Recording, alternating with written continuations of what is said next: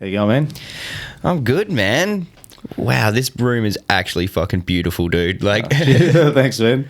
It's a work in progress still. Still want to put more of this foam around, I think, because it's still a bit echoey, but I'm not really sure how to actually determine where the echoes go. You know, apparently use a mirror or something like that. You can use a mirror and put it around, and if you can see the mirror from the audio source or something like that, it's where a point of reflection is. Really? Apparently. Oh, man, I need to learn this stuff, eh? I think there's more science to it than that. I'm probably oversimplifying it, but There's probably like a 4-page equation in how to do it right. Like Pythagoras. Yeah. It's like that GIF you see, that chick with all the calculations. Oh, man, like, trying to get sound right in your room is, it's ridiculous. Yeah, well, that's why I don't really... Obviously, I don't mic anything up here when I record for our band. Everything's Kemper DI. Yeah, well, man, can you imagine trying to mic up amps these days? Like, Well, do you know how I used to do it?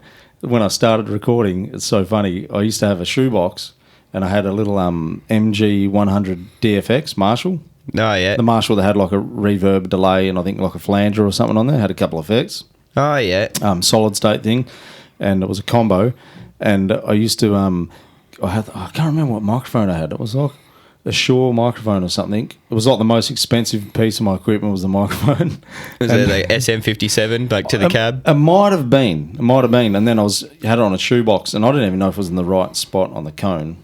But I just put it there but it would like roll around, so I'd have to like kind of like get it to stay there. And then because I was recording in the front room of our house, at my parents' house, people would always come in and slam the flywire door, and you could hear flywire door in the back of the recordings. And there's like guitar stuff, and then a flywire door goes and slam. And I remember my first experience with recording is like I went out and brought an SM57. I had like my computer set up, and I had to get a mic stand and put it down. So I was like, yeah, this is sick. This looks professional.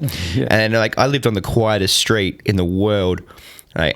But a car would only drive past. I'd be like, yes, I'm getting to the end of this riff, and then you hear, I'm like, oh, no. Ruins the whole take. Yeah, I was like, and it's always the best take. You're like, yes, I know it. And then you listen back, fuck. Yep.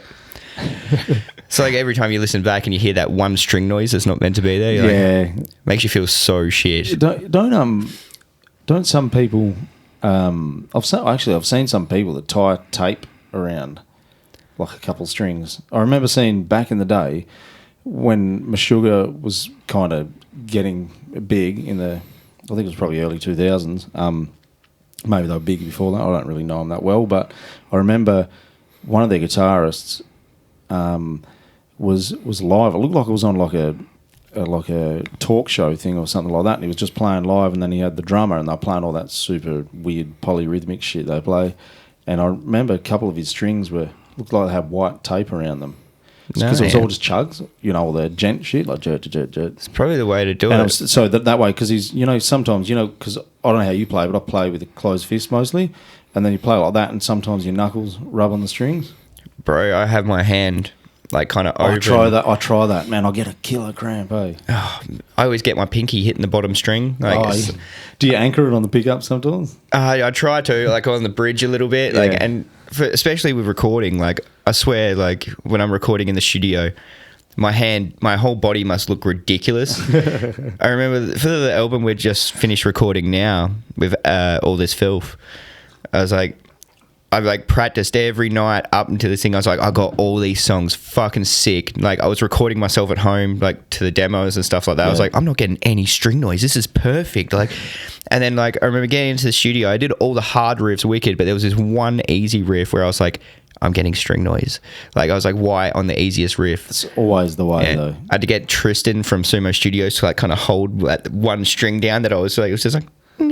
It's so annoying, man. Like, don't some people also tie a sock around or something? Or you can use them. What are those? Fret wraps, yeah. Fret wraps. I use fret wraps. Yeah. Like, but then I was actually listening to one of these, a podcast, the Riff Hard podcast. Yeah, yep. And he was saying like, practice without it. Because like you don't realize how much you rely on it. It's a crutch. Yeah. I only have it on that because past the nut, you get that, you know, that noise. Sometimes people put foam under there. Yeah. You know, and I don't have any foam. So I just use that. I don't use that because you know how people put it down there, they'll do like tapping or fucking sweeps or whatever the fuck they want to do. It's like shreddy shit. You always see the kids on Instagram doing it. Yeah. And I'm like, do it without it. Because if you watch like all our guitar heroes like Marty Friedman or whatever, so them guys were playing the most incredible shit, and they didn't have that stuff. Yeah, in the studio, I know they would tie like a sock around the end sometimes or whatever like that because they didn't have fret wraps then.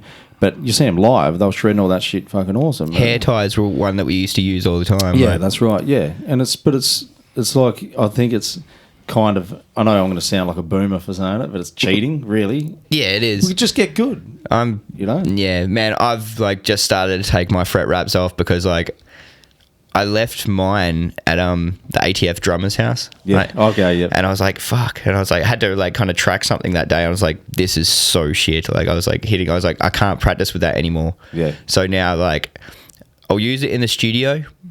And like when I'm at home, I'll take it off and I'll put it in the fucking drawer, and I'm just gonna have to learn to be a better guitarist. Like, yeah, because I think that's the best, and because you're taking the human element out of it. Then you know what I mean. Because what we're talking about before we started recording, we were talking about how metal's kind of become so processed and overproduced that people like edit out. I heard that on the Riff Hard podcast. Yeah. I think that Brown Monuments guy was saying he'll like sometimes get that perfectionist about something. He'll like cut a slide out where he slid his fingers up because obviously when you're on the wound strings you get that kind of abrasive sound. He's like, I don't like that because it just sounds too human, so he'll cut that out.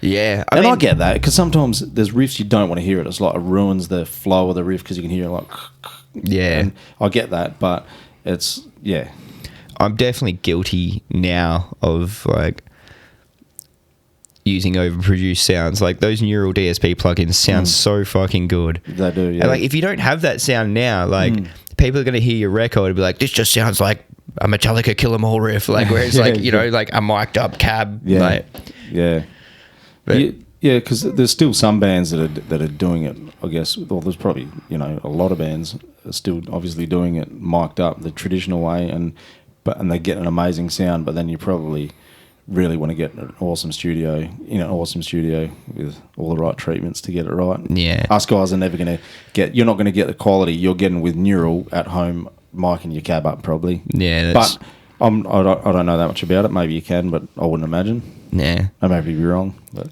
Maybe the comments on this podcast, people are like, "You're wrong," and we're like, "Oh well, we'll have something."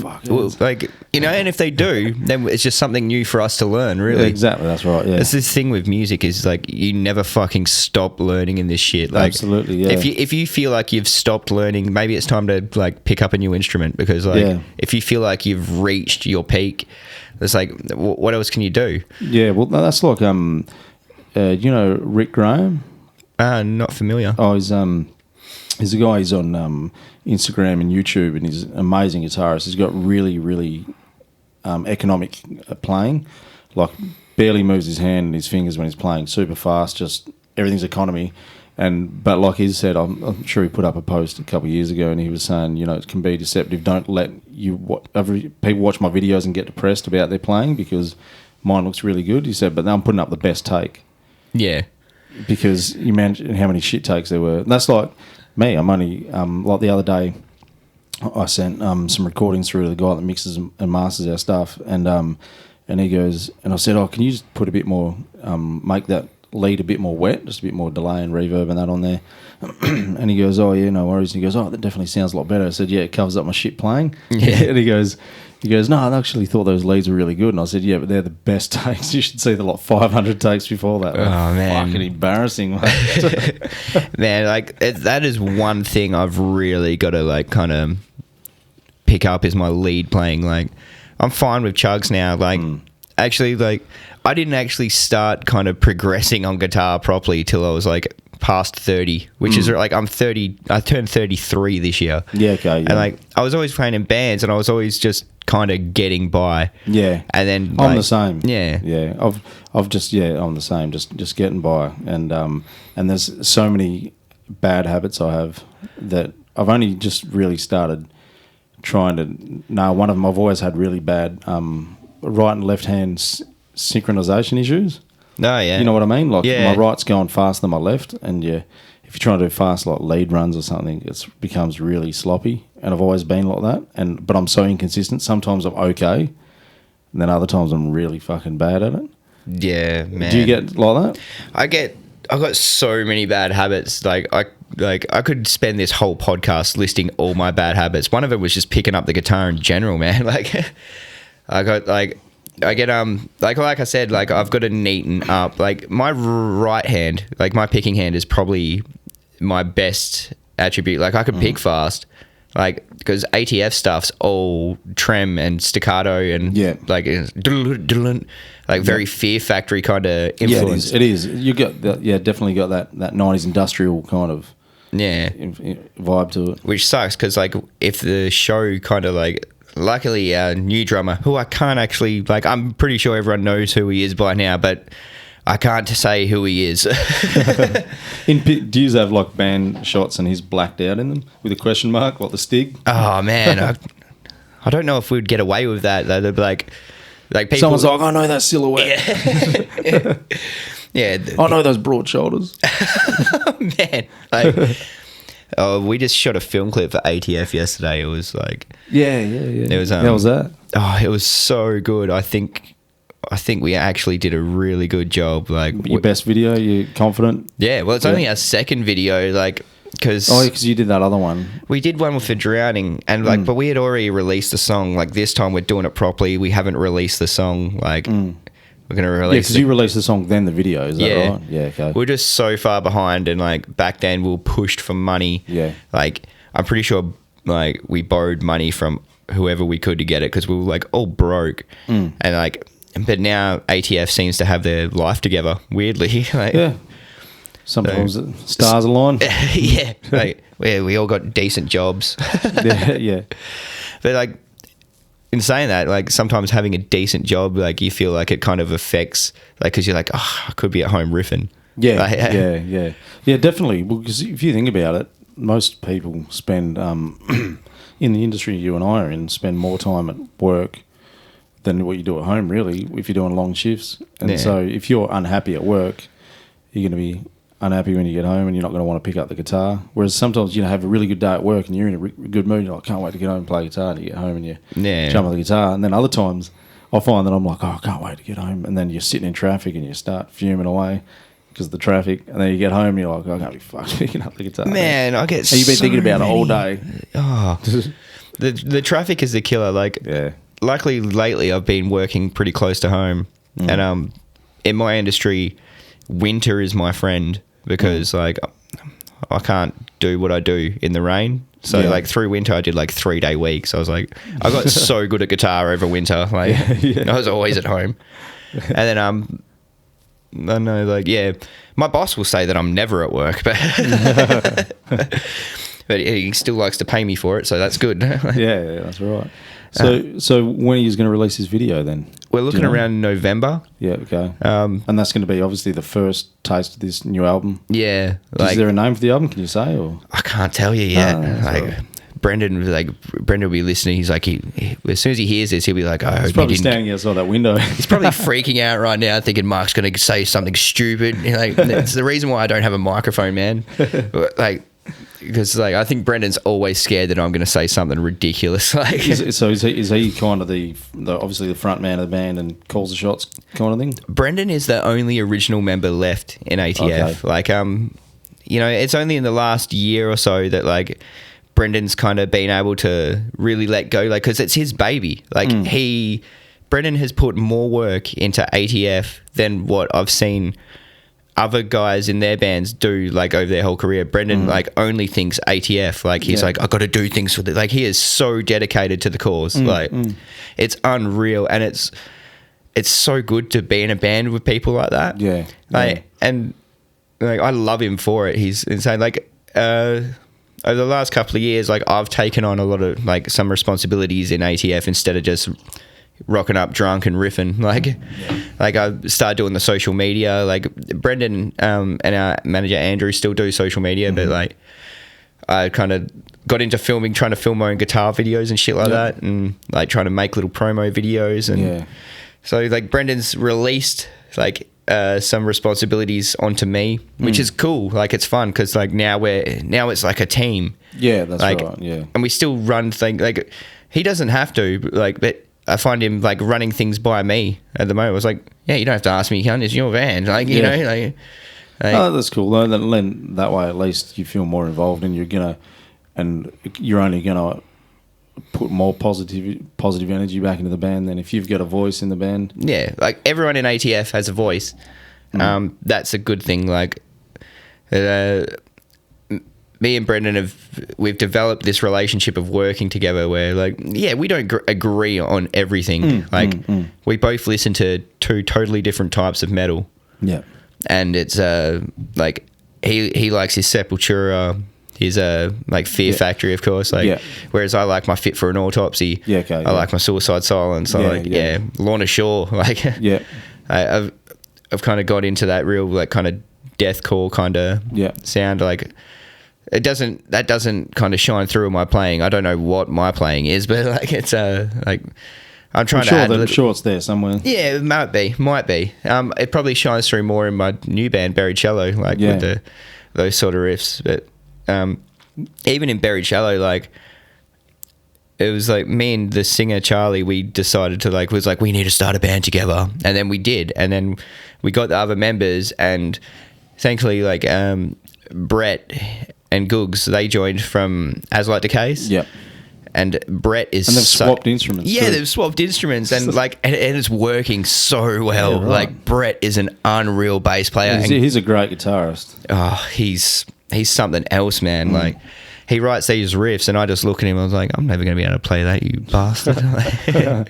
He's like, we have again like two different totally styles. Like I didn't even talk properly then. It was like, we have two totally different styles of playing, but we've made it work. Yep. Like, I feel like his playing is probably more Pantera influenced. It is, definitely. You hear that. And Machine Head. Yeah. Groove. He's got that. He's got groove. Lots of groove, man. But we're making our styles work with each other.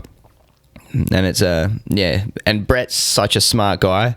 So smart that he like, you're the money guy. You deal with the money side of things. He's a really, really intellectual guy, isn't he? He is. He's like, he's oh man, I've had he's so a few interesting to talk to.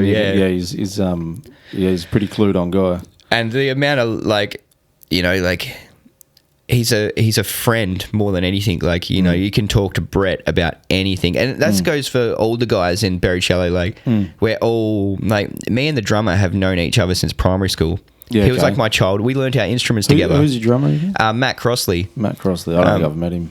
He's definitely new. Like, he used to play in a metal band in Perth called To Hell With Honor. I don't know if you've heard of it. Like, no. I live under a rock.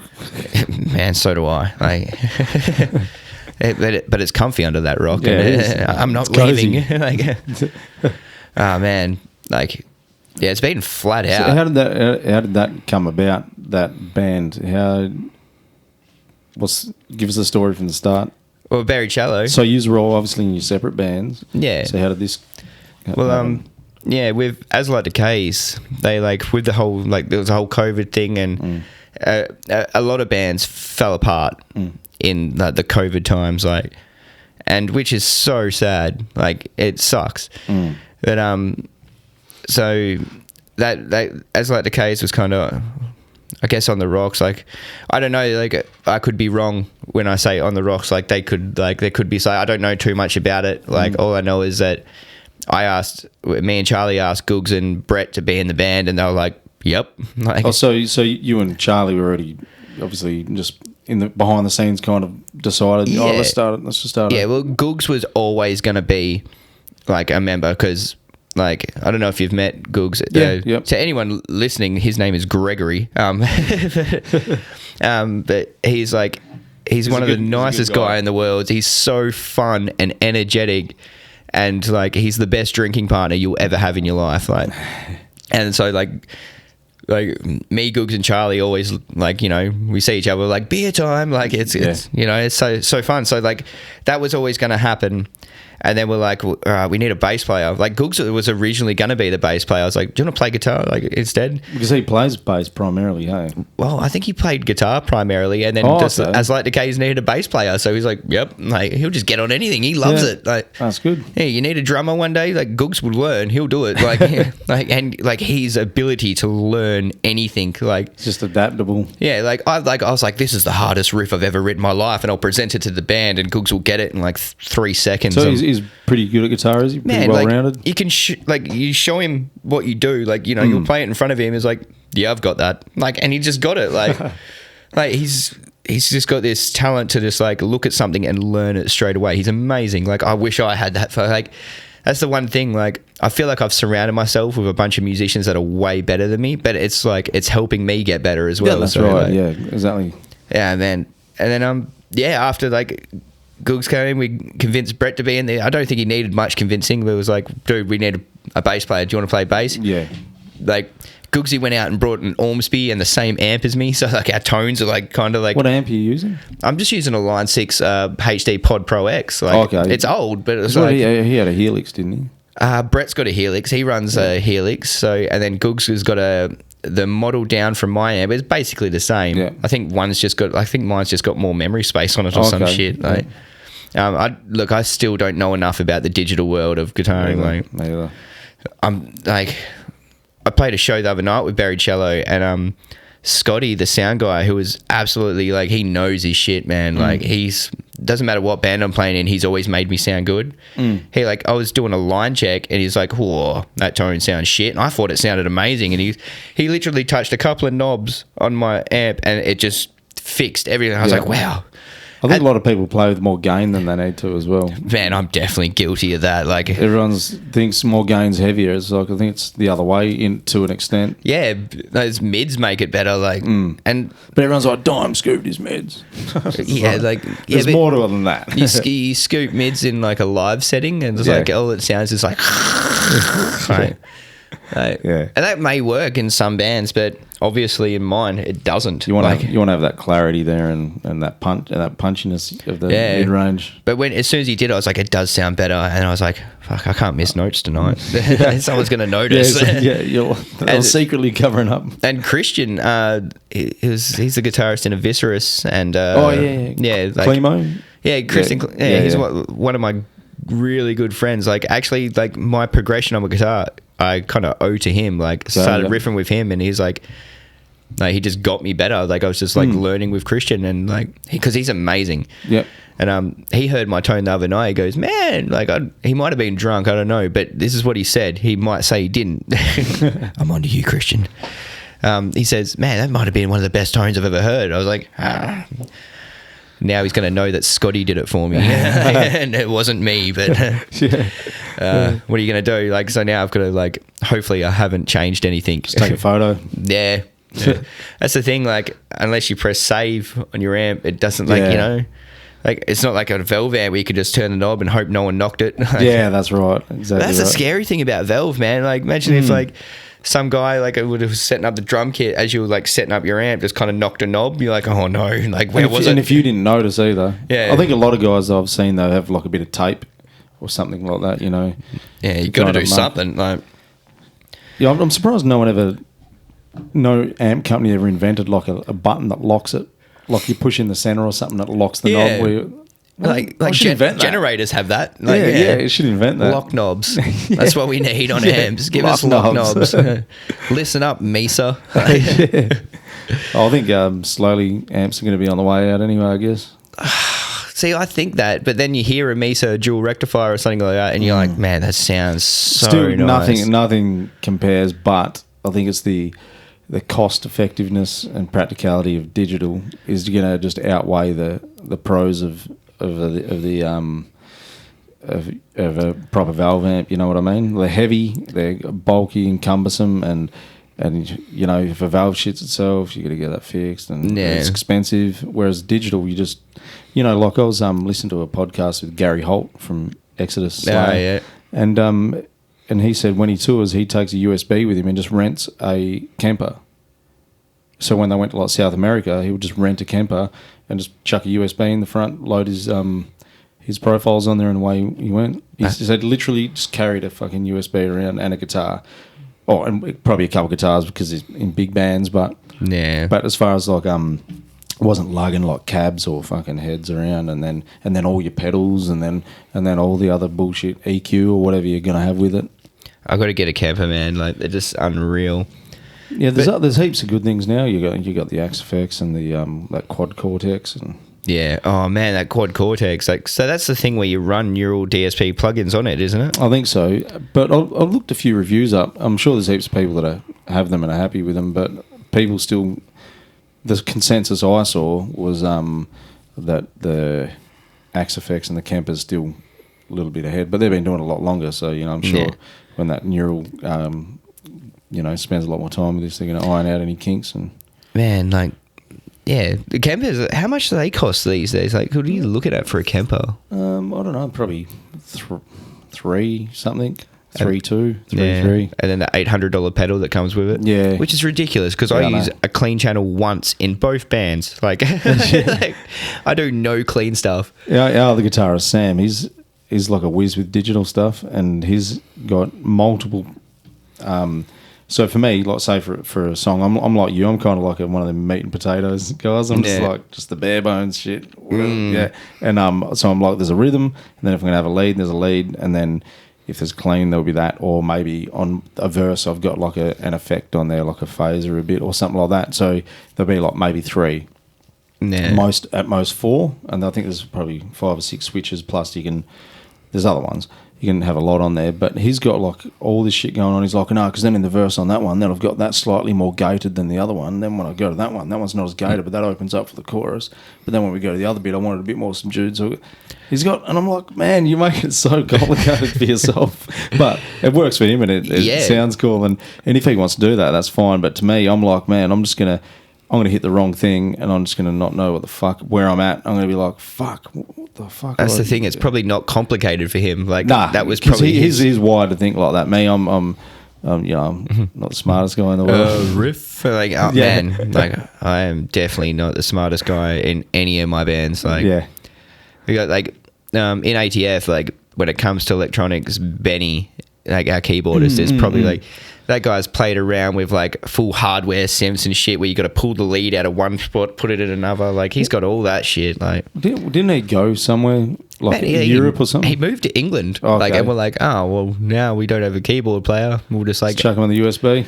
A sample pad man had Brendan like just walk off the stage, like not walk off the stage, but walk down to the drum kit, press a button, and it's like, there's our keys bit. Yeah. Hopefully, like the drummer can hear it enough that he doesn't go out of time. Like, which is impossible in any venue in Perth. Like, if the drummer can hear something, that's like, you're not playing in Perth. Like, I don't think I've heard myself in any of my shows ever, but like I kind of prefer that because I don't really need to know what I'm playing. I just need to know what everyone else is playing. If I can hear drums, I'm sweet. Like, so as long as and you're always going to hear drums. I like to hear myself if I can, so I know that I'm definitely playing the right thing. Oh, like, I mean, it would be nice, but like, it's as it stands, like I hear myself. It's a luxury. Yeah, it's a luxury. It's like, and I played Convenience the other night, and like I couldn't hear myself at all. And then like I got off stage and be like, we couldn't hear guitar at all. I was like, oh sweet, so we gave you a drum and bass set. Yeah, awesome. Yeah, that's always a pain in the ass, isn't it? Yeah, because you always want to sound good, and it's such a bummer when you get off and people said that. You're like, man.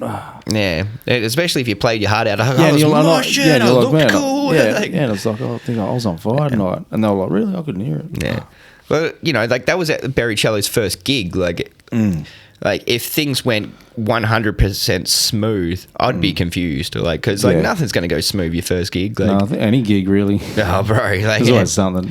Yeah, it's an uphill battle, but like it's. I always wonder how do like the pros feel when they go out on stage? So it's like, it's just another day. It's the at same work. every night. They'll say you're Metallica. It's the same sound every night. It's the same. Well, they're still doing it. Obviously, they're still having fun, but part of the thing about playing local like we do in these venues, it's like a lucky dip. You know, you never know what you're going to get. So it's kind of there's a bit of excitement to it, really. No, man. I wonder if this gig's going to be good tonight. You always look over and there's something not working from your other bands. Like, I've been on stage and like Benny's keys. I was like, so we're not going to have an intro sample tonight, like because he's like, it's not getting no sound. Like, and like that could come down to like there might be like a DI box that's just busted, or like it could be a lead. Like it's always the simplest fix, but like like when you're running, like Benny runs, like he'd be on stage with like 2 keyboards, a fucking, and it was like there'd be wires. Like Benny used to have this like, it was kind of like a rack box, and he had all these like synths and shit in it, and it was just wires everywhere. It looked like spaghetti, just all coming out the back of his amp. It's like it could be one of those leads that's going wrong. Like, it's going to take you a while to troubleshoot. Yeah. Oh man, like it's like, all right, you might as well just start again, rip the whole lot out, and just plug each individual lead back in. But What's so so you guys don't run an actual backing track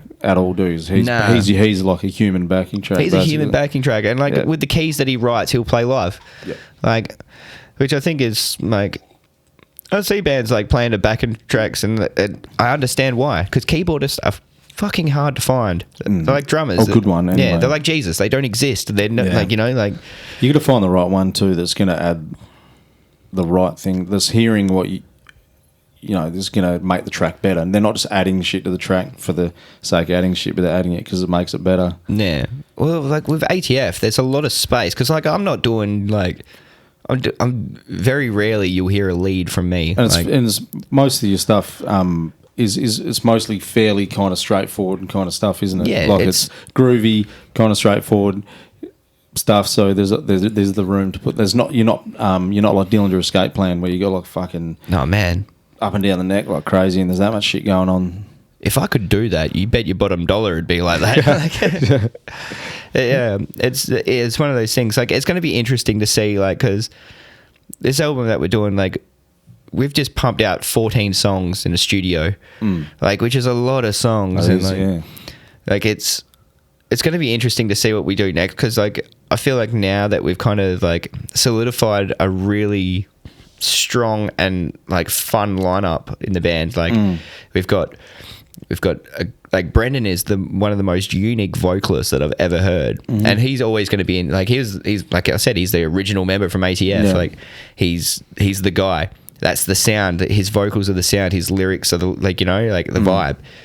So, and it took me a while to get, because before I joined ATF, like I hadn't played an electric guitar in like 5-6 years. Yeah, and I was like, man, like I pretty much just got out of prison, and I was like, for being like, because I was an idiot when I was younger, and I was like, I needed a positive outlet, and I was like, rang my mate Ricky. He was in the band at the time. He was the bass player. They're looking for a guitarist, and I just got out of prison, and I was like, I just got wasted again like an idiot, like while I was on parole, like an idiot, like.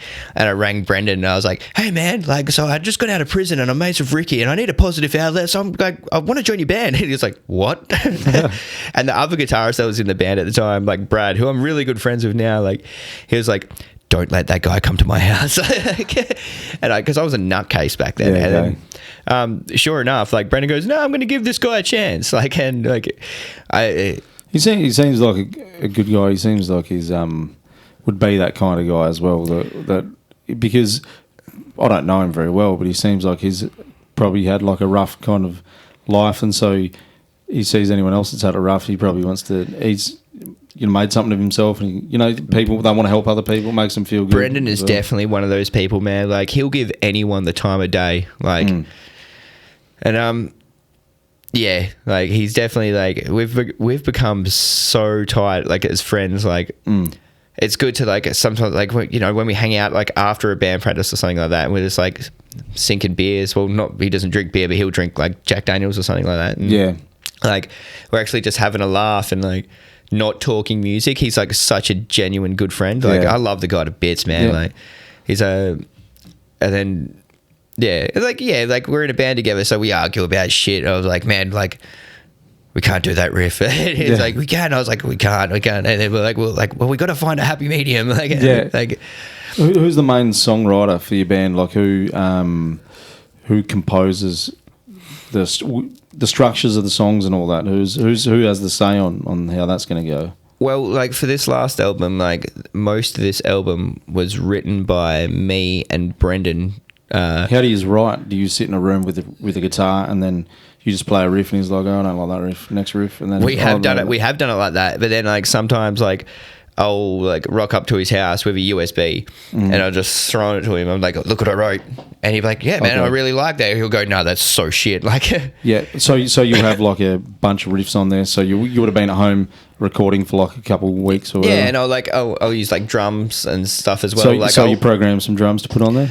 I wouldn't say program. Sometimes I'll like, man, I got these, like, I found this drum beat off YouTube or something like that. Yeah. And like, you know, like, because I'm I'm going to start learning to program drums, but like, it's like, it's hard, computers for me. Yeah. Like, I've like, so like, I'll get I'll get some riffs together. Like, all right, I need a drum. And I've got a whole like metal drum sample pack where it's just like double kick stuff, like basic. And then, so it's all like canned stuff. Yeah. You know, like, and like, I'll get it like kind of a song structure. I was like, I want this riff to kind of go into this riff. And then like, yeah. And Brendan will say, yeah, well, we could try another riff here. And like me and Brendan wrote a lot of it. And then, but when I think about it, the riffs that like the songs that me and Hayden kind of collaborated with on guitar, they're probably the best ones. Like me and Hayden work really well together as well. Yeah.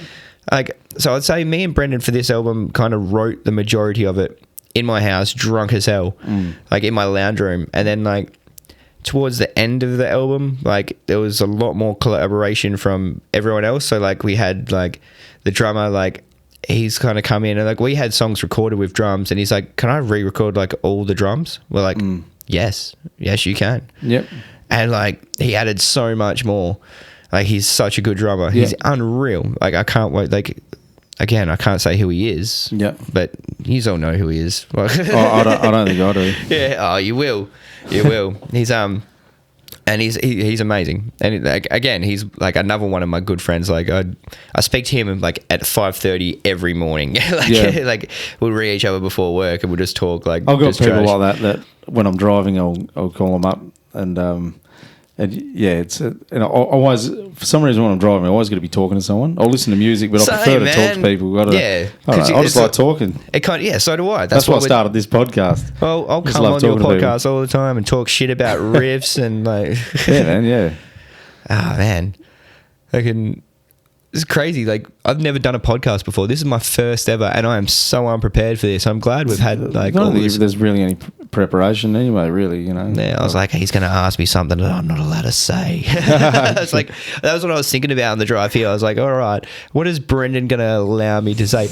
Mind you, he didn't say anything. He goes like usually if I was going to do something. You were coming here? Yeah, he did. I told him, and he was like usually when I was like, he must trust me a lot more these days because he's like, all right, don't say anything about this, like because he would, like, because he cares about music more than anyone I know in life. Like, yeah, he is so dedicated. So like, he's very, very careful about what we put out, what we say to people. Like there's tracks like he will get bounce outs from the studio, like, and he'll be like, don't show anyone this. We're like, yeah, fair enough. Like, I'm the worst for that.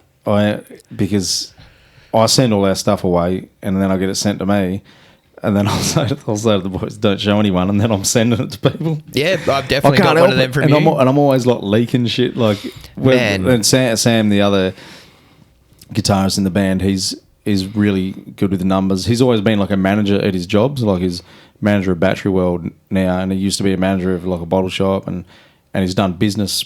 I don't know if he's got a degree or whatever. So he's got that mindset for running shit, you know what I mean? Yeah. And so I always trust his judgment on stuff, and I always ask him first. And he's like, no, we can't, we won't show any of this, because he'll think about, you know, trying to amp something up, you know, on don't show anyone on Instagram. And then next thing you know, I'm like putting something on there. I just can't help it. I'm like, I just want to share it with people, you know? Sam, I've definitely got Dropbox links from Fabian about your new songs. Like, yell at him.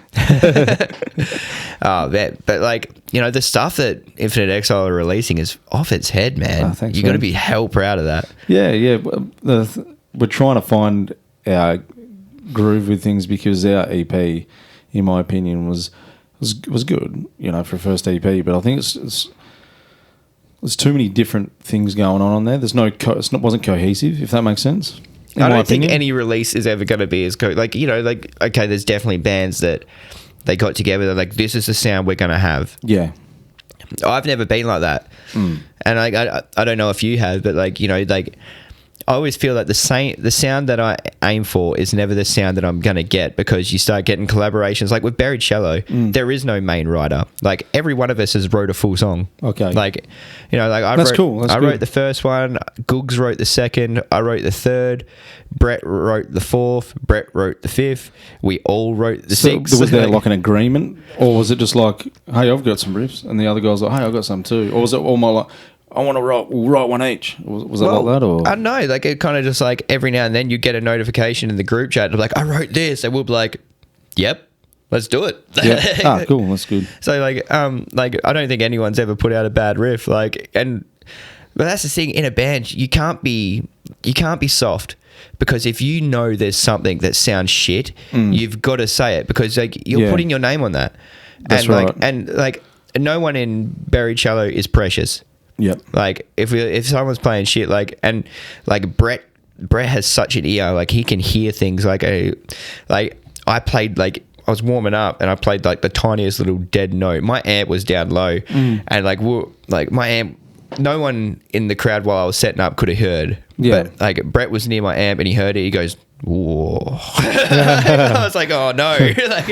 Like Brett will pull me up on any shit playing that I do. Like I need him behind me. Yeah, I think everyone needs a Brett behind them. Like, Brett's ear is like, and like I can see him when we're in the jam room, and like he hears something, he'll do this face where he just kind of turns his head. Yeah, I know, Brett.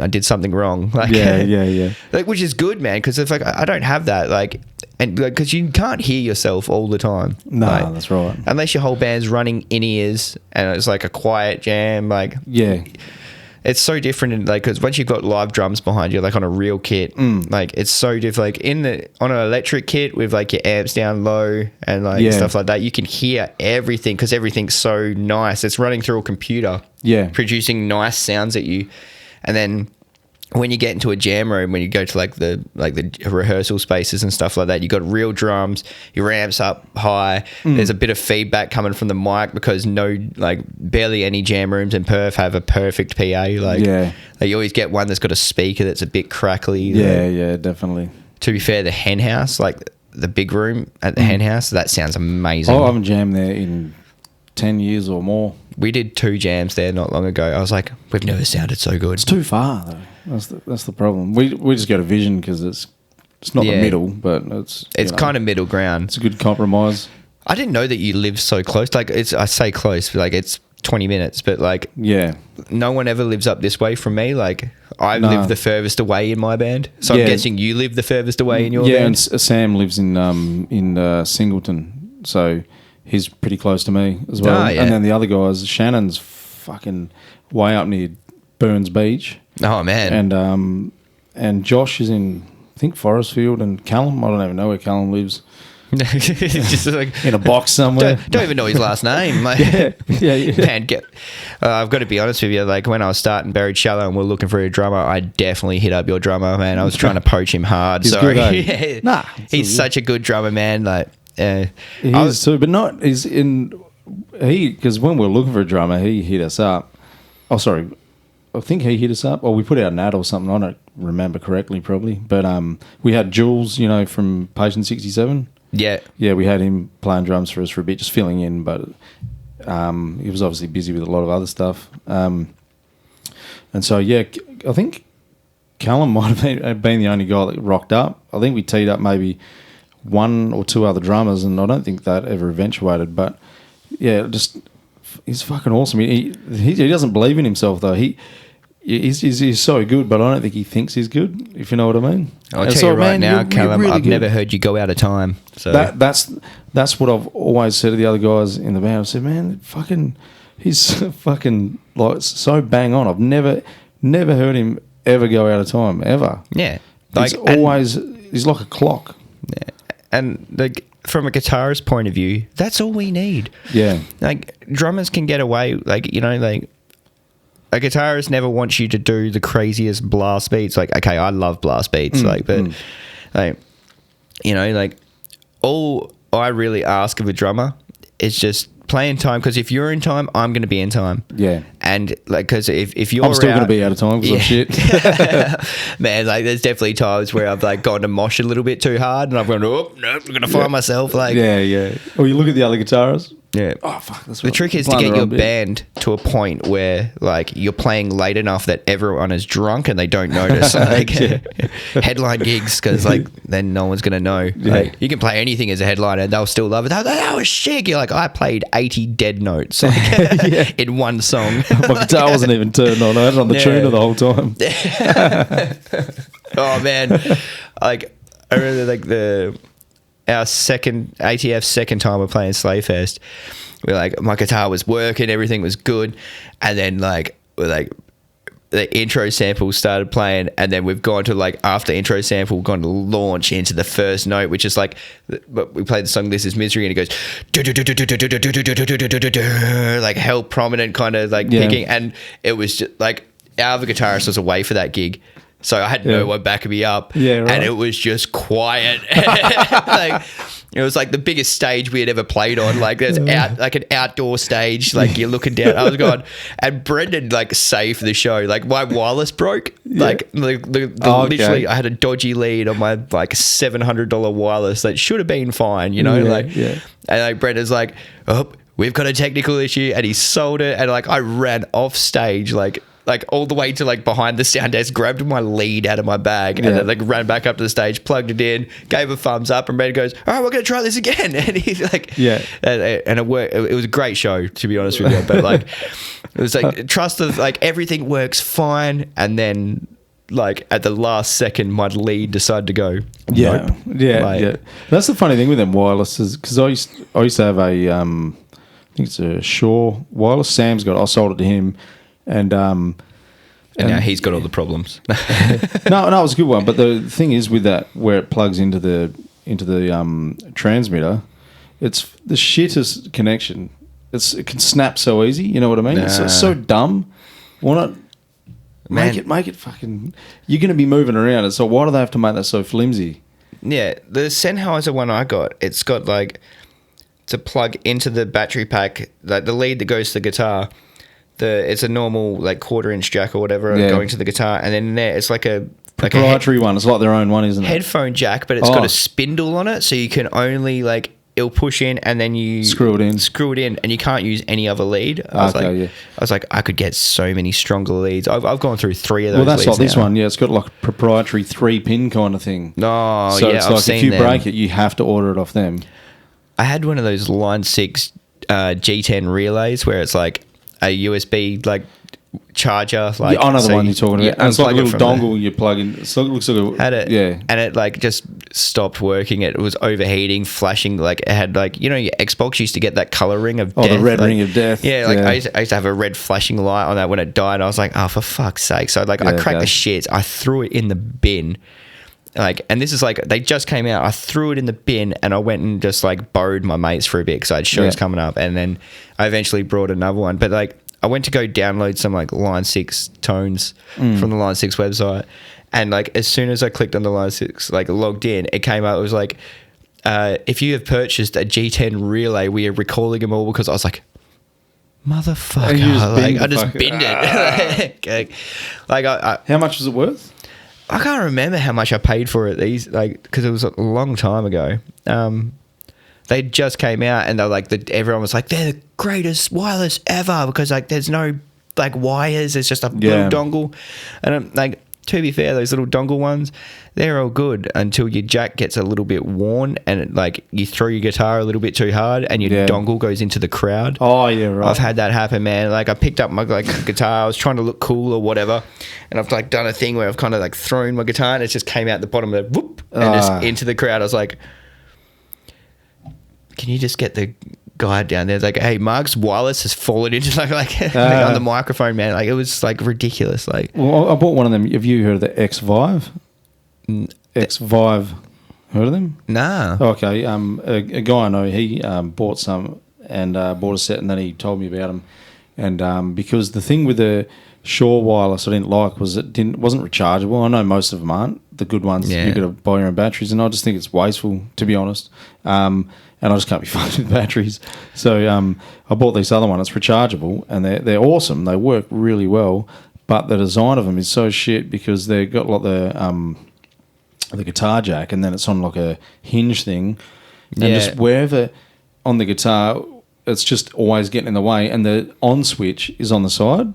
And it's so easy to turn on or off. I don't know why they don't just put it in a location where it's really hard to turn on or off. That you can't knock it, and it's always right where the strap is, or right where the, and it's just going to foul up. And every time it always ends up spinning around, half coming out of the jack, and it's just shit design. Feel that like when they design these wirelesses, they must design them to like fit like a Fender Stratocaster, where like the input is like kind of on the front a little bit. Like. Well, a lot of the Ormsby V's and that, they've got the jack on the back, and so it's up on your body, and then if you're moving around, it'll start pulling it out. You could not use one of those wirelesses on those really cool Goliaths because the lead is like it goes into the actual around. I don't know why they're so comfy. Like to me in my head, like those Goliaths. I've never played one. Man. Still. And I'm endorsed and I haven't played one. Oh, man, like I will never like. Let's talk Ormsby's, man. Like fuck. I've got you've seen my pink one, my custom awesome. shop. That's cool. It's hard. Like I've picked up other guitars, like gone into guitar shops, buy strings, and I've gone to pick up other guitars, and it's like it doesn't like nothing feels like Ormsby, man. No, they're good. Especially for the money, they're just crazy for the value, in my opinion. I got to use my first Ormsby in a film clip yesterday. Like yeah, that's cool. So that's which one did you use? I used my 6-string, my Hype. I think it's a Run 16. Oh, okay, that's that kind of aqua kind of color. Beto blue, I think it is. It looks blue in photos, but green in real life. Yeah, it's like an aqua color, isn't it? Yeah. It's man, that guitar's insane to play. Like even the Korean made ones. That's what it is. They're just so good, man.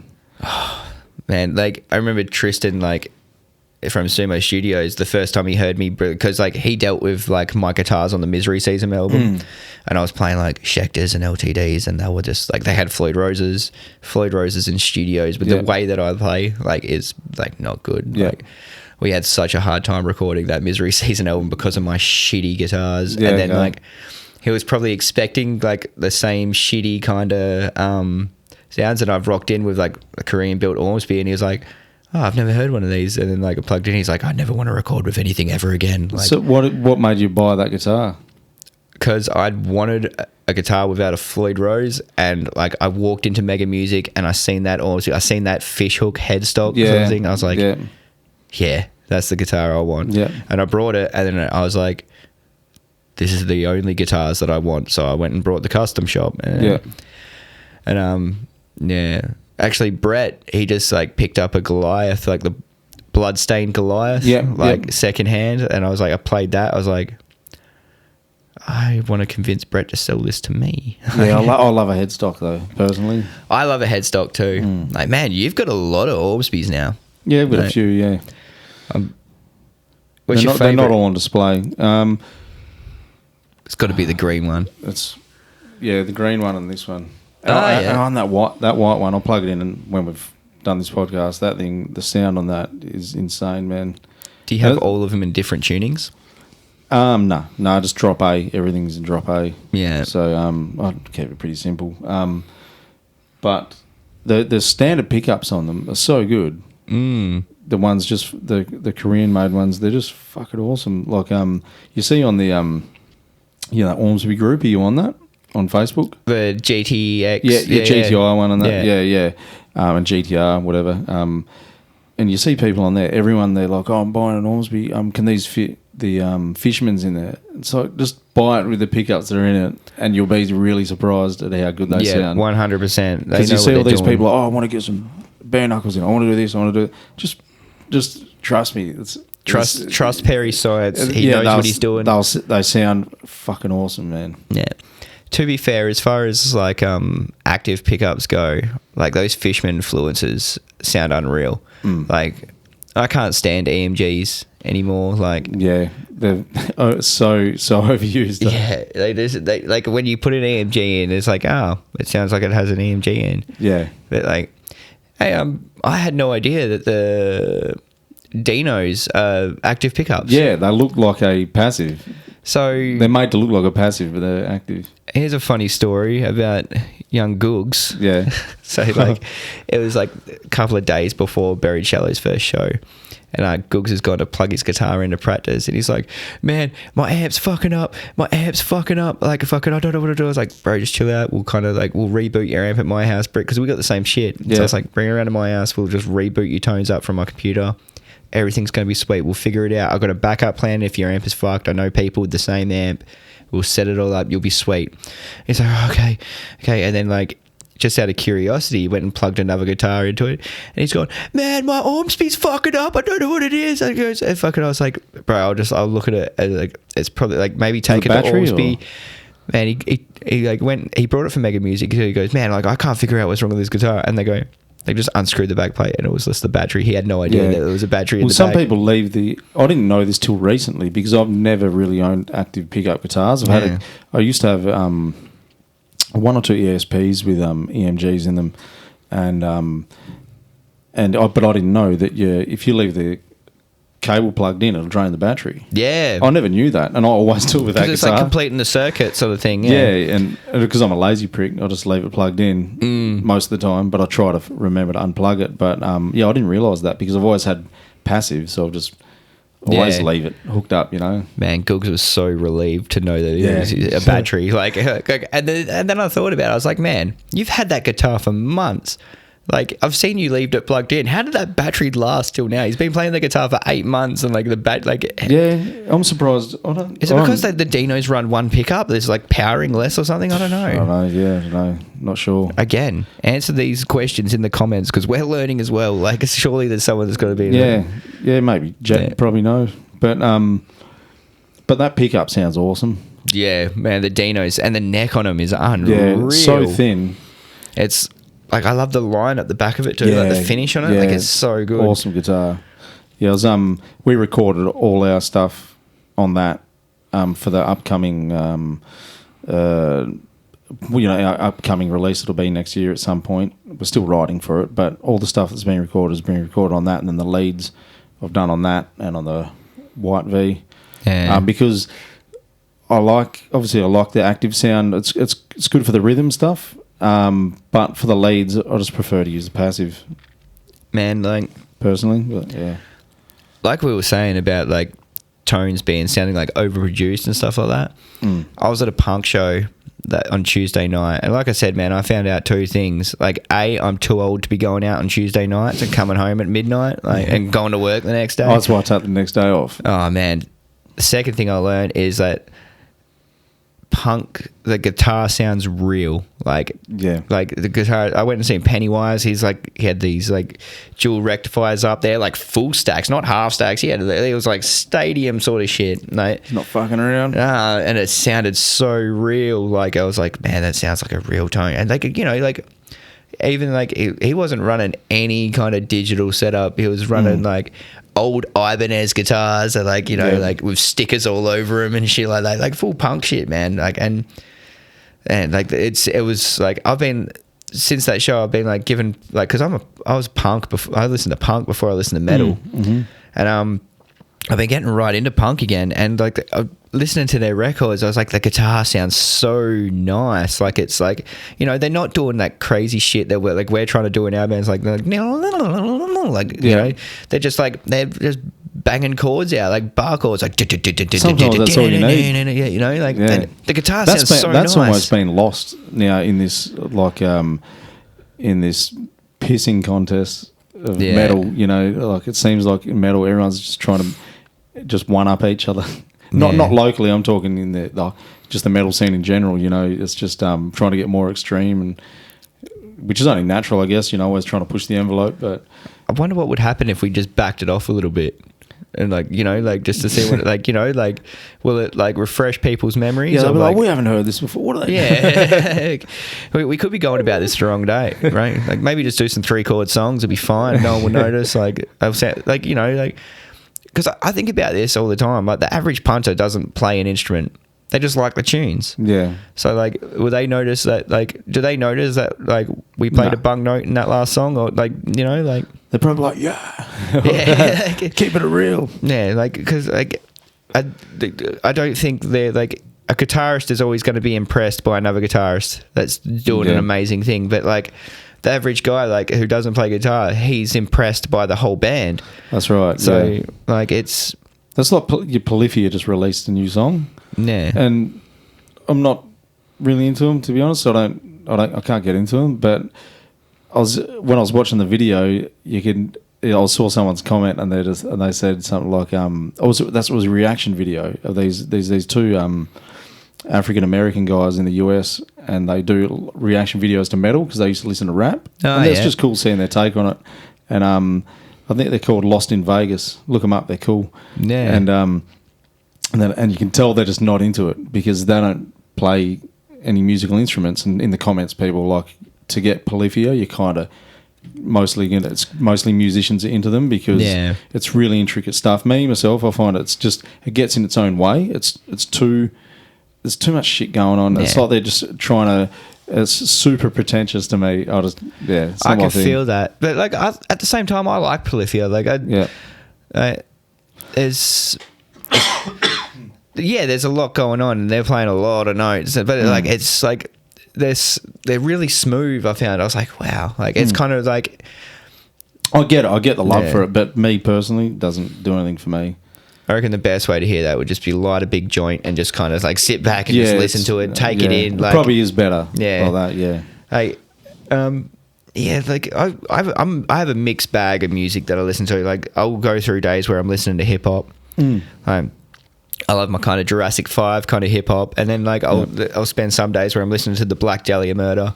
Yeah, and then like just all this week I've just. Is there any guilty pleasures, things that you don't really want people to hear? Nah, man, I tell people this all the time because I'm not ashamed of it. Like one of my favorite like acts of all time is Jamiroquai. Yeah, okay. Like you know, like because I feel like they took what like they were doing in the 70s with like funk and disco and put like that kind of new 90s kind of like pop like boy band kind of like spin on it, and it was like the bass lines and stuff that are in like Jamiroquai is unreal. Yeah, like, I'll have to listen to it because back when I would have listened to it when I was younger, I probably wouldn't have appreciated the bass. No, it's like that's what I found. Like, because I like heard him when I was younger. I was like, that's just a guy in a silly hat. Yeah. And then turns out that guy in a silly hat actually writes amazing. And like some of his songs, like you're like, yeah, it's got that raw kind of funk sound to it. And then he's got songs where it's like, man, that's like just that's a house beat, like a house music kind of like with like kind of pop singing over it. I was like, it sounds great. I think a lot of metal elitists don't realise how hard some pop stuff is to write. Like, could you write a good pop song? I bet you couldn't. I've tried. Yeah, I reckon it's way harder than writing a metal song. But maybe because I play metal, but I think to write a good pop song is it's a lot harder than what people. There's definitely a formula that I feel like only people in Sweden have got right. Yeah, they're amazing. Sorry, excuse me. I just burped into your microphone. Like I had a pie and a lasagna topper for breakfast, followed by a coffee, like and a cigarette. Yeah, and a cigarette. Like, oh man, I was like, yep, I'm kind of off the ciggies now, and I'll just be on my vape, which is just as fucking bad. I don't know what I'm doing. Like I feel like I'm trying to be in the right direction. But are you trying to obviously give up the ciggies? And then are you going to wind down on the nicotine in the vape and eventually I've tried that, but like. I don't think my missus can handle me without nicotine. Is it like you need a vice? I think I need a vice. Like, and I think like, you know, like from age 15 to 30, I was on drugs, like, which is like not the way that you should be. Yeah. But then like when I stopped doing that and I got clean, like I was drinking and like drinking a lot, and now I'm fat. Like, you're looking a lot healthier than when I first met you. When we played a gig with you as Human Effigy, I think I first met you then, and you look a lot healthier. You look good now, man. Yeah. Oh, thanks, man. And no homo. No homo. But like, it's I'd tell my story to a lot of people, because hopefully like they can, like people can see that like it can be done. You Yep. can get out of that way of living, like, and that way of living is only ever going to hold you back from your full potential. Yeah. And like, what's sad is like I don't think I've reached my full potential yet, and I'm 33. I'm like, I'm running out of time to do this in, like, you know, like, so like it can be done. Like, I've lived a life where I've lived absolutely shit, and then I've like, you know, like now I'm in a place like where like I'm saving money. I've got beautiful guitars. I've got a hell supportive friend group. Yeah. Like, and like I think one of the things is like the hardest part is like when you're a junkie, all your friends are junkies. Yeah. So like, and then when you start kind of get things, you're like, oh, well, you feel lonely. Yeah. So you go hang out with your friends that are on drugs, and then by proxy, sucks you back in. Yeah, it does. Yeah. It sucks. Like you've kind of got to like cut, like, and it sucks because like I got to cut everyone off. You do in a way. Like there's still friends that I talk to that I can't go see. Like I still talk to them. Like, and like, you know, even if they got clean, I feel like if like we hanged out again, we'd just remember what, because like that's the thing you had in common. Yeah, most. like, you know, like, and I love them to bits, and like I wish everyone that they can get out of that way of living, because like it sucks, man. Yeah. Like there's nothing worse than like the only thing going through your head is like, how can I get more drugs? And just like, how to score. Yeah, basically. it sucks, man. And then like you're neglecting all the things that you could be good at. Like I neglected guitar hard. Like I remember that gig that we first played together. I was at the Civic. I think Amps. Was it? Yeah, Amps. Amps. It was Amps, and then the Civic was after. Yeah. It was Amps. Yeah. It was then I think you might have been actually a bit of a prick to me. Oh, really? Maybe. Oh man, like I don't think it was like, I probably stayed away from a lot of people like that we played gigs with, because I didn't want my kind of shittiness to affect like ATF. Yeah. Because like I was like, yeah, it's like, so were like, you pretty new to ATF at that point? I wasn't new. Like I'd been in the band for a couple of years, but like it was, like if people that knew ATF seen the kind of way, like I didn't want my kind of fucking up to reflect on ATF, like, and which I'm sure it still did.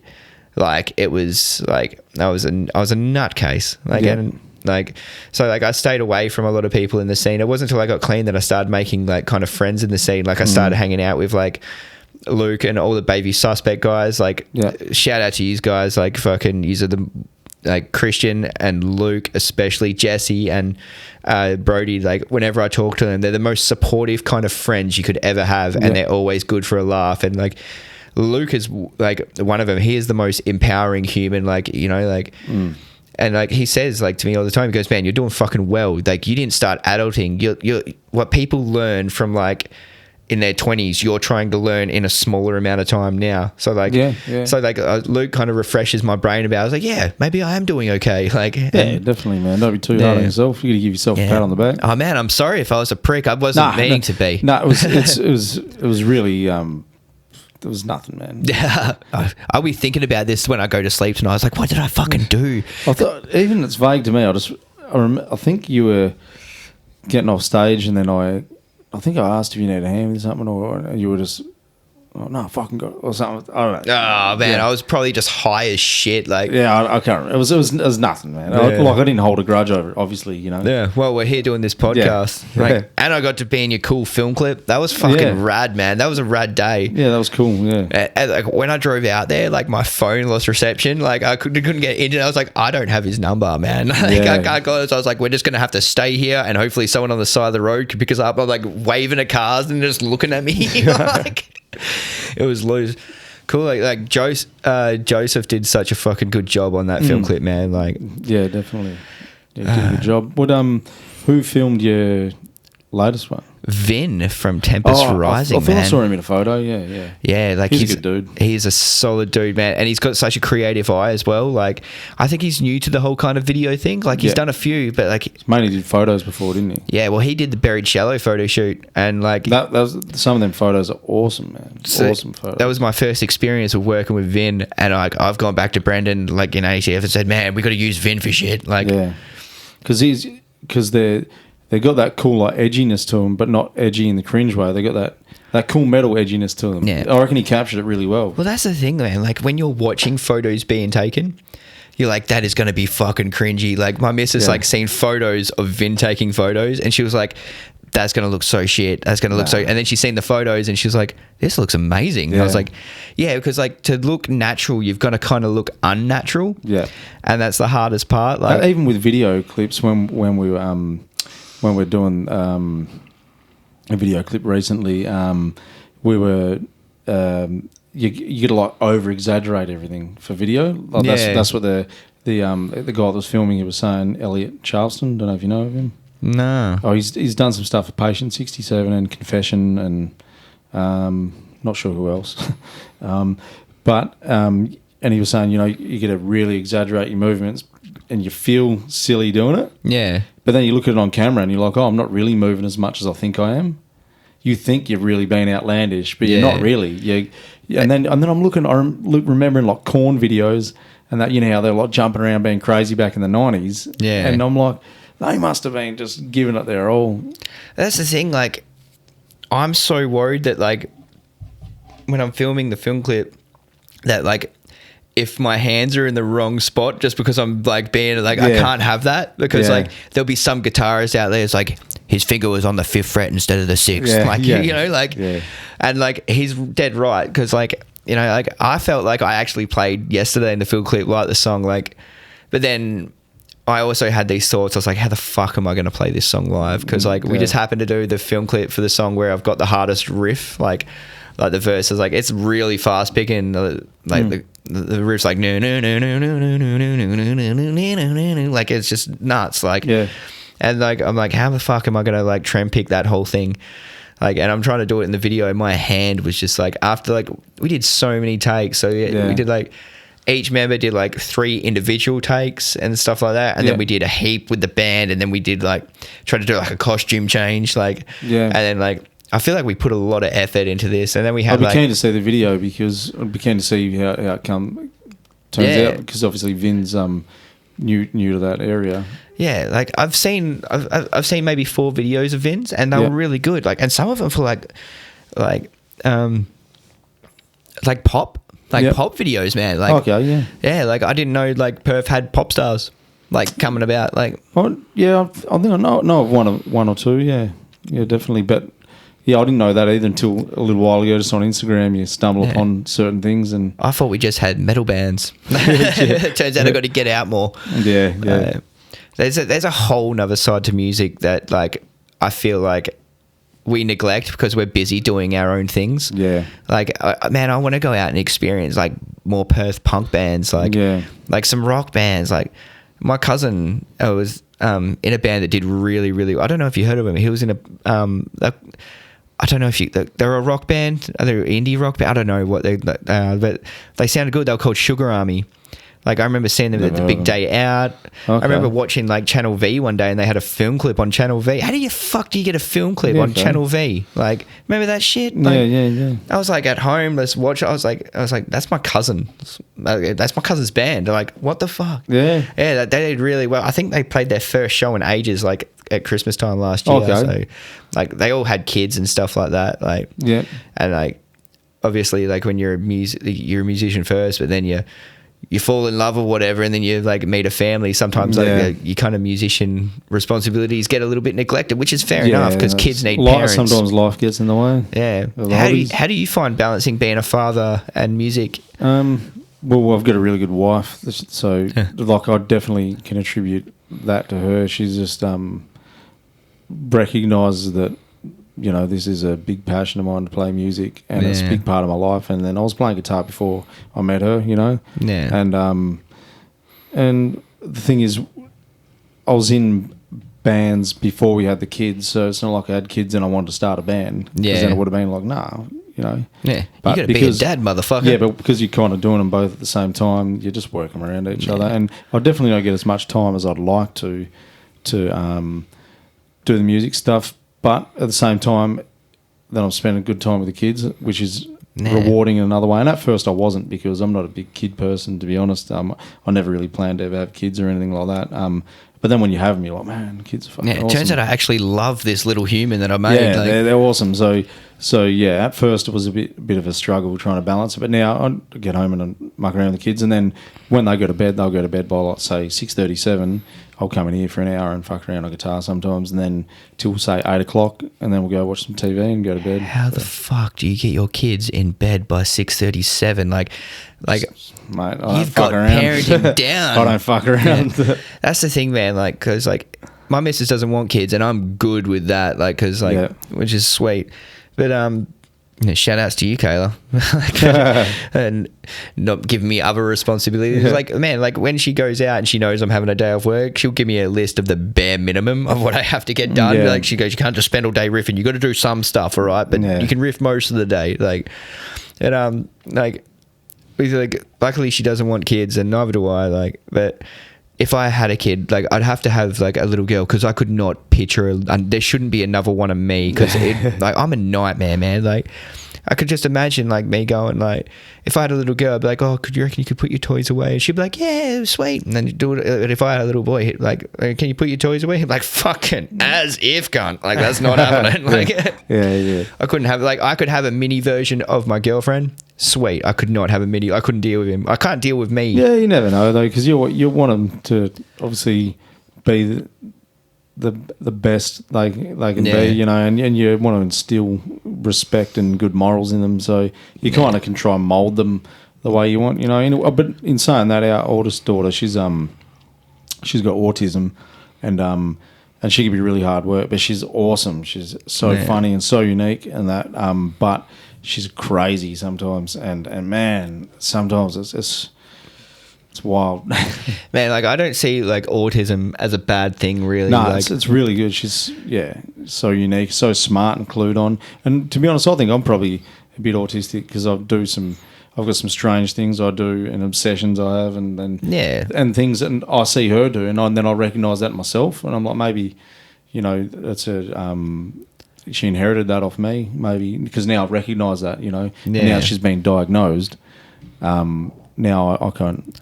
Makes you think how myself. far it could go back as well. Like, you know, like there was probably family members that didn't realise that, and they just thought... Even things probably about, even my mum, you know, things about, I'll think about with her, certain things as well, Oh, sure. Man. But I should definitely look more into my medical side, because, like, you know, like you think that could actually help with your riff, and like if you could understand how your brain works, you could set your brain like kind of like a more like bit of a regime on how to attack your instrument. Yeah, like it's trying to figure that out. Like, you know, like I feel like my practice regime for guitar is so like scattered. I'm just like, all right, I'm gonna practice this. Oh, but then like my little ADD brain will go over to the, like, you know, like you go down a rabbit hole of YouTube videos trying to learn cool techniques, and you're like, well, the thing I set out to learn didn't happen. Like all I got was a bunch of useless information, like, and small parts of, not enough to take in. You're like, well, fuck. Do you ever steal ideas of practice routines? Yeah, 100% I do. I think it like, half my leads are like practice routines. Yeah, but like I think would be like, and like, stop kidding yourself over guitar. So we all know you do it too. Like, like, you know, like it's John Lennon from the Beatles said that all of the good songs are being written, and maybe he was right, but we got to find I think that's another thing. Like, we've got all this technology now. I think we can, like, good songs are being written, but I think we can find ways to, like, you know, we all start out mimicking our favorite artists. Yeah, like, and you just put your twist on it. Yeah, we all. Well, like, they'll start out mimicking their favorite artists. Well, to an extent, obviously, because if they invented some of the sounds, then they didn't. But at the same, but now, you know, definitely, because there's so much music out there now, you can definitely put your twist on so many different things, and then there's that many genres now. You can almost blend genres. Yeah, you know what I mean. So there's always ways to make something metal unique. Was just called metal. Like I miss that because now everyone's like, oh, what about that brutal blah blah blah deathcore, this or that, and it's just there's so many. Yeah. And that's not. I've always wondered what genre is our band, and I'm like, I'm just going to call it groovecore because it's got kind of metalcore aspects, but it's not really metalcore at all. But it's got aspects you could probably attribute to that, and maybe to hardcore a bit, and then it's just got groove, a lot of groove, like Machine Head, like Pantera, like Sepultura, like Fear Factory and all that kind of shit. I would definitely put you in a groove category. Like, but then again, I could be fucking wrong because, like, then it doesn't matter anyway. Yeah, what we called hardcore before is not what hardcore is now. Hardcore back in the day, you had bands like you had like Madball, but then even before that, you had like Minor Threat, like because you're a punk band, they were called hardcore. Yeah, was it called hardcore punk? Was it? Like, no one knows. Yeah. Like, and then like the bands that were hardcore now don't think that the bands because the new kind of hardcore has kind of got that metalcore kind of sound to it, a little bit. Like, and like I've had this I've seen this argument go on with like young musicians and old musicians. Are like, no, that's not hardcore. Like, I was like, it fucking doesn't matter what it is. Yeah, if you like it, you like it. That's people won't listen to some because they'll go. You'll mention a band. Oh, yeah.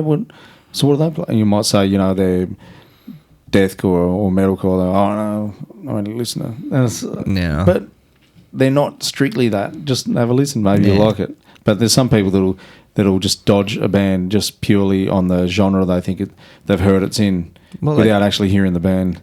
I feel like Lorna Shore kind of falls into a deathcore category. Yeah, I'm not super familiar with that genre, to be honest. And they released a song that's like pretty much flat out black metal. Yeah, but high quality. Like not recorded in the basement. Not recorded in a basement through a 10-watt Marsh lamp that they found in like a side pickup. But there's nothing wrong with that. That's the black metal sound, and if that's the sound you're going for, you fucking nailed it. But with Lorna Shore, I was like they asked him on the guitarist from that band on the Riff Hard podcast. They're like, so how much black metal do you listen to? Like straight up, that was the first question. He was like, honestly, not that much. Like, but like he just kind of like it's just the minor chords, Like it was like black metal riffs, like but not recorded through a 10-watt Marsh lamp. Yeah, I'm just gonna go for a piece. Yeah, enjoy. I'm back, relieved. You're back. More relieved than ever. Oh man, like I can feel my stomach just rumbling, and I don't know if it's like I ate before I came here. Don't shit yourself. Yeah, I'm trying not to. Like, it's like I think I've reached a level of adult where I can get jobs done. Yeah. Except for yesterday when I was in the film clip, I had to leave the set because I had to shit so bad. Man. I was like, oh. Where was it? In the middle of nowhere? We're out near Medina, man. So just dig a hole and shit? Yeah. Well, no, like I got my missus. She came to the film clip. Like, she was such a legend. She brought everyone booze, like for the thing. Like, so we all had beers and waters out there. Esky full of ice. Like, Mrs. really went above and beyond for all the boys. Like, she loves us all, and we all love her. So yep, that's good, man. Yeah. So what's next for Buried Shallow? Wow, man, it's actually a gig with you guys. Oh yeah, that November. As soon as I leave here, I'll be doing some Facebook posts and programming a bunch to pump that gig. Yep. Yeah, hopefully there's a good turnout on that. Got some good bands on the bill. So well, if you're listening to this podcast, come to this show. Go on. Yes. Tell us what show it is. It's November 5th at Lenox. We're going to have Paradise and Exile headlining. Then there'll be us, Infinite Exile, Thunderblood, and Buried Shallow. And us and Thunderblood are both releasing a single each. And so there's 2 singles, plus there's 2 bands with Exile in the name. Yeah. So it's like, you're getting 2 Exiles for the price of 1. Yeah. 2 singles for the price of 1. So get out there and come see the show. Like, it'll be fun. It's Paradise and Exile are off their heads. I've never seen them live. So. Bro, they're such a good band. You heard their stuff? Yeah. Nuts. Yeah, awesome. Nuts stuff. Like, seem like good guys too. Yeah. I'm looking forward to it. My favourite part about playing gigs is having beers with all the other band members, because you drink with your band all the time, and then like when you get to drink with other band members, you're like, it's good hanging out. At some shows you go to, and you get the odd bands that don't want to socialise. They rock up for their gig, and then they leave. That could come down to their anxiety, Like, some people feel comfortable on a stage, but like talking to sometimes I feel like outgoing people can kind of set off other people's anxieties because it's not something they're used to, and like. Anxiety is a real bitch, man. Like, yeah, definitely. And I think as well is I'm me personally, I'm not good with small talk, and I've had people that think I'm really arrogant, but I'm not meaning to be. It's just I'm not good with small talk, and so with the conversation, it might seem like I'm cutting them off, but I'm like, just getting anxiety and I don't really know what to talk about because it ends up being like, oh, so how's work? Yeah, work's cool. Yeah, so the weather's pretty good, eh? Yeah, man, like you've almost done your first podcast. Yeah. What the fuck? Like, fucking, it's gone really well. Hopefully some people listen to it. Yeah. Well, fucking even if they don't. My mum's like fucking, she's about to find out all the shit she didn't need to know. Like, yeah. Either way, when I started it, I was telling my wife, I just said, I just like talking to people. I like knowing stuff about people, and I find when I'm at work, I'm always asking people, not anything weird, but I'm always asking them just stuff like, how did they get into, we drive cranes, and then just like, and you see people sometimes like, who gives a fuck?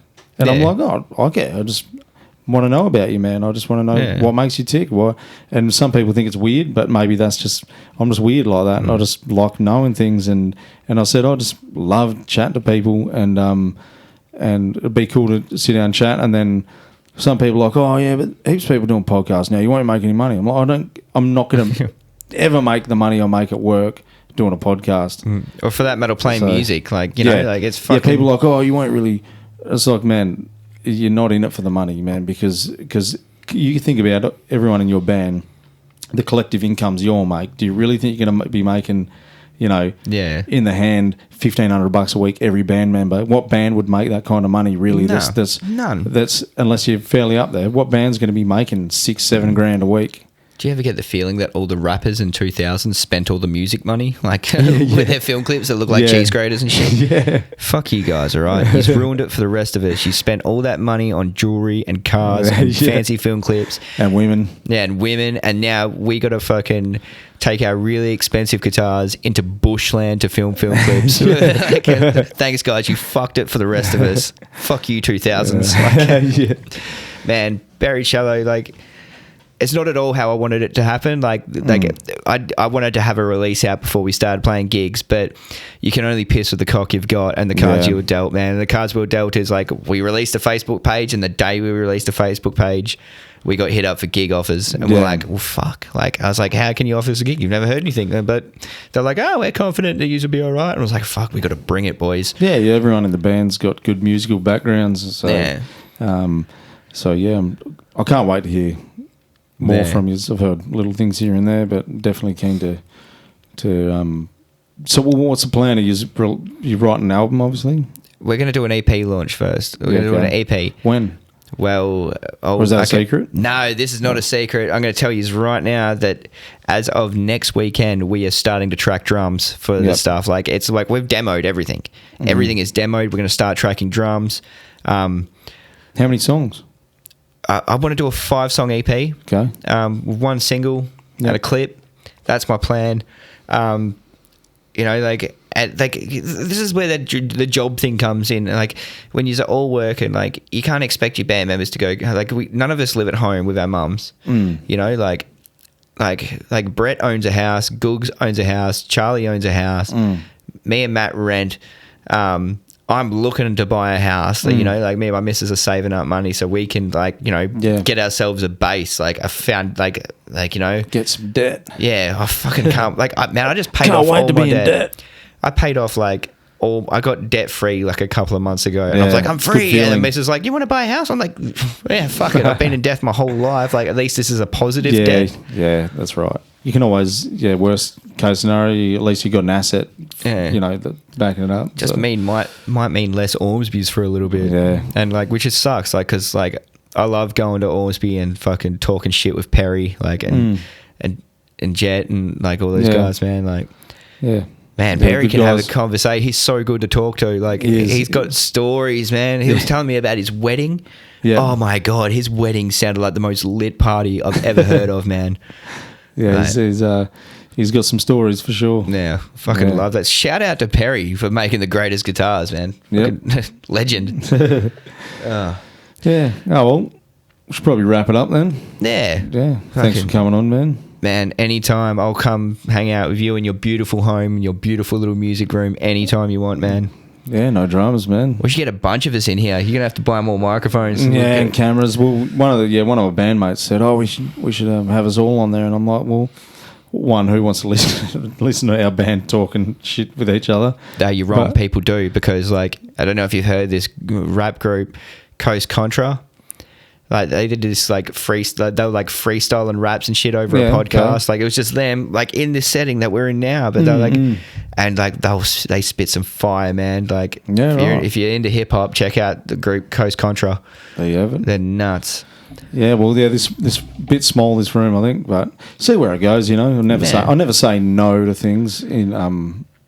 But your missus will come home one day and you've set up in the kitchen. Like, yeah, that's right. What the fuck has happened to my house? prefer to keep it one-on-one for now. Just you know, but yeah, see what happens. Yeah. See what the future holds. Should try get guys that are touring over here to come on the podcast. That's the plan. It'd be awesome to get bands to tour over, because originally I wanted it so that it's all good quality, so guests come to my house, but I realise that that's not always going to be a luxury, because there's people I want to talk to that are remote. You know, like I got a really good friend, Fayaz Farrelly. He's worked with Sepultura, Gojira, Machine Head, toured with him as a photographer, and done artwork and that for them. He did our EP artwork and our shirt designs. So he's been around in the music business a long time. You know, he's with Metallica as well, and a lot of big bands. He lives in Ireland though, and we talk. It's the guy I talk to on the phone in the morning on the way to work. Nice. He's 8 hours behind, so it's his bedtime when I'm going to work. And so we just bring each other and just talk shit. And I'd love to have him on, because some of his stories, how he got to working with Machine Head as their videographer. That's crazy, man. It's a fucking funny story, and just his stories he's told me about working with other people in metal media. You know, like people from magazines and stuff. They're just the personalities and that. And he's just got some amazing stories, and he's been places and done things. I'd love to have him on, and then Gareth that does our mixing and mastering of our stuff. I'd love to talk to him. I've never actually ever spoken to him, just via text. Yeah. No, I don't even know what he looks like. He doesn't have a profile picture. So where are people going to be able to find this podcast? Like, where are we? So I'm going to, it'll be on Instagram. I'm going to put it on my page, or a link to YouTube and then Spotify, I guess. And nice. Yeah, I haven't done that much research into it. I don't know if I'll listen to the podcast. I will, because I want to know what fucking, like, I need to prepare myself for how much I've given away.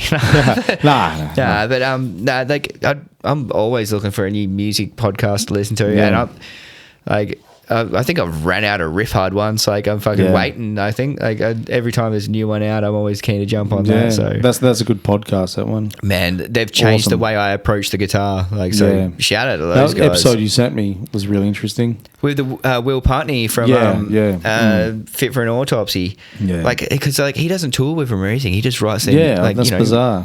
Man, and it's like their last album. I don't think there's going to be an album to beat that for the next 2 years. Like, I'm not familiar with it. I'll have to check it out, bro. If you've got a vinyl player, get it on vinyl as well. No, I don't. No, man, it's insane. Like, I'll check it out. Yeah.